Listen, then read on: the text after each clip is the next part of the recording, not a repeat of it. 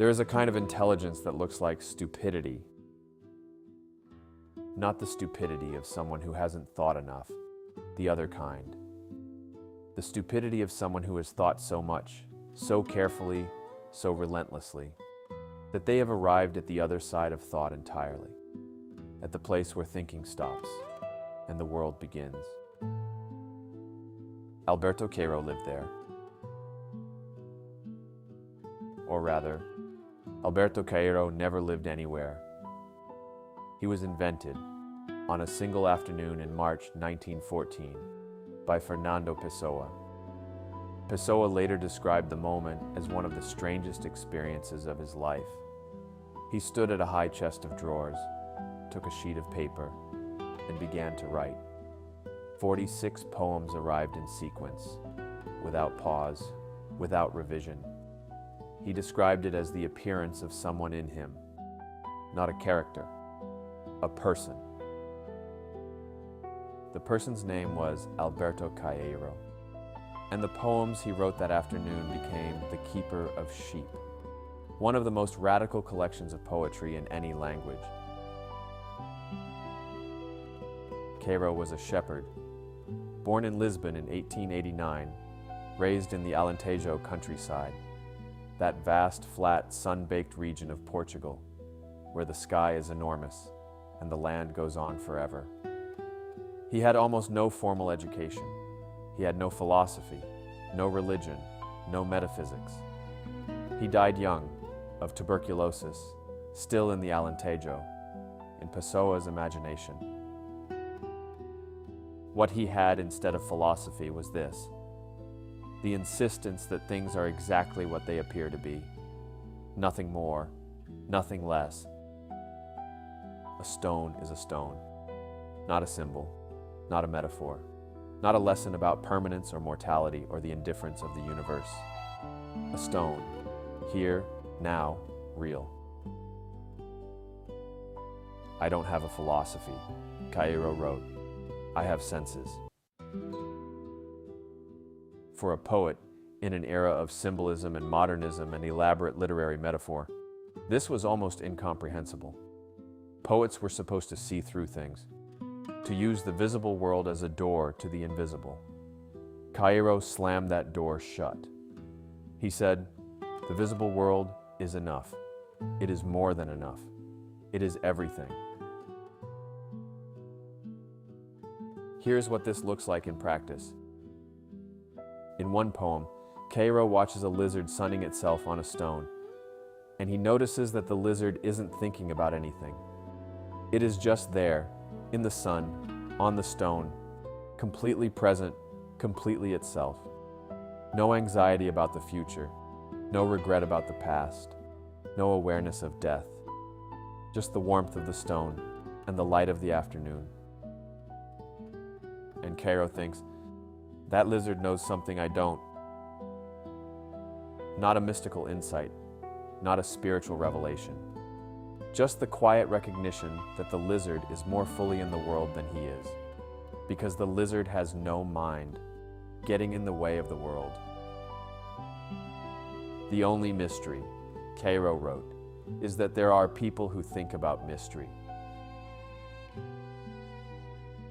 This puts Caeiro in direct conflict with almost every philosophical and religious tradition in Western history, because Western thought, from Plato onward, has been organized around the idea that reality lies beneath appearances, that the visible world is a shadow, a symbol, a stepping stone to something deeper, higher, truer, God, the forms, the unconscious, history, progress.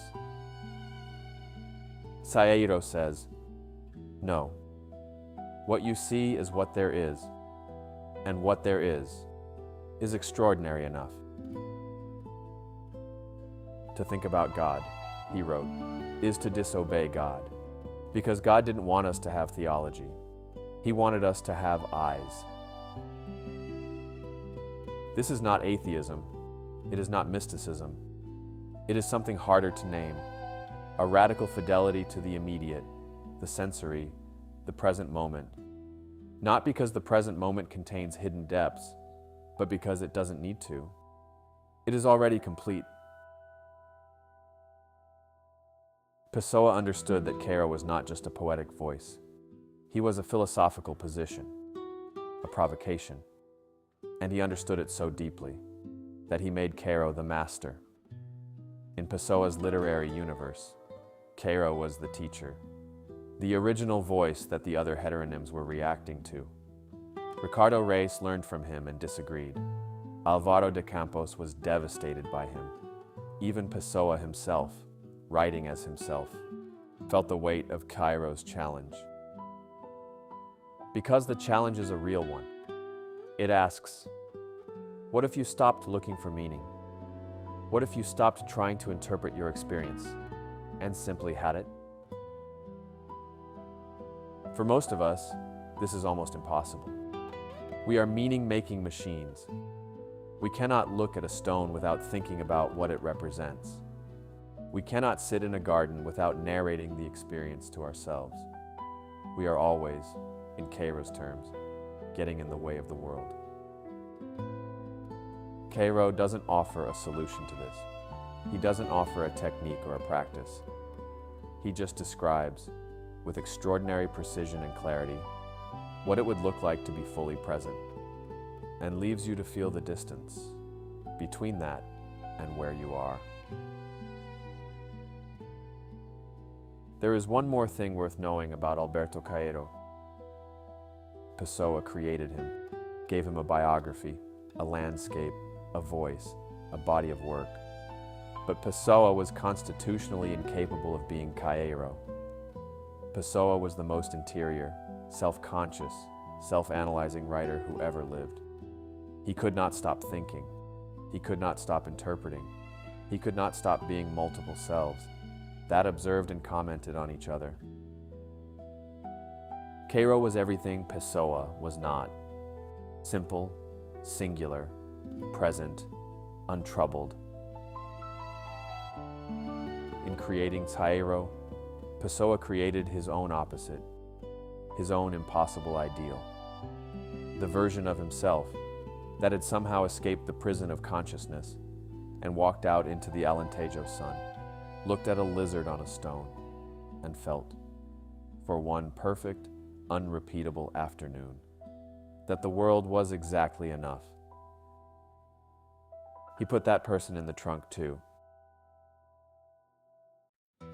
Next time, we leave the Alentejo and cross the Atlantic to find a classical poet in exile, writing odes in the style of ancient Rome in a city that is not his home. Ricardo Reis is waiting. The trunk is open.